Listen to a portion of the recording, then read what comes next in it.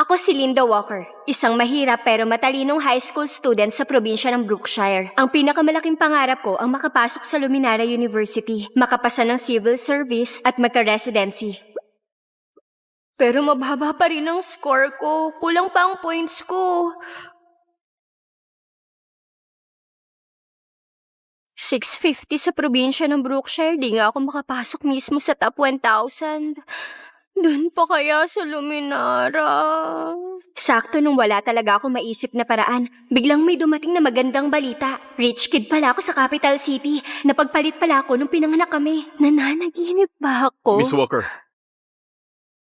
Miss Walker! Ay, Dito po.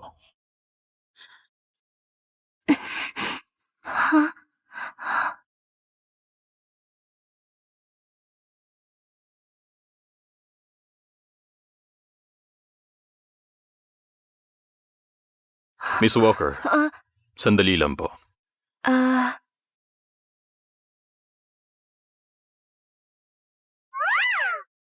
Linda Walker, ginagawa mo? Magda-drop out ka? Ako ang tunay na rich kid sa capital city. Kawawa kasi napagpalit ako nung pinanganak ako. Doon ako magka-college exam. Capital City? Linda, sa mga nobela, laging todo suporta ang mayayamang magulang sa peking anak. Ingat ka, ha? Huwag kang mag-alala. Wala akong pakialam kahit hindi nila ako gusto. Ang habol ko, residency. At hindi pamilya. Pagkatapos ng exam, babalik ako ha. Residency. Heto na ako. Nancy! Nancy! Nancy! Nancy! Nancy!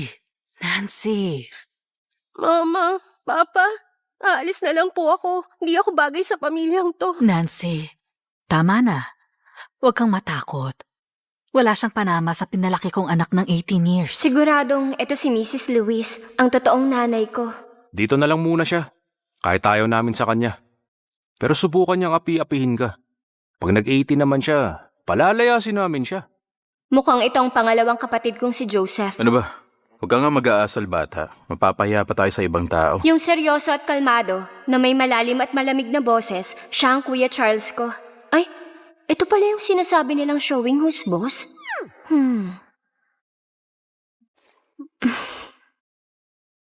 Napaka-boring. Kung may mga free time ako, magsasolve ako ng mga practice problems.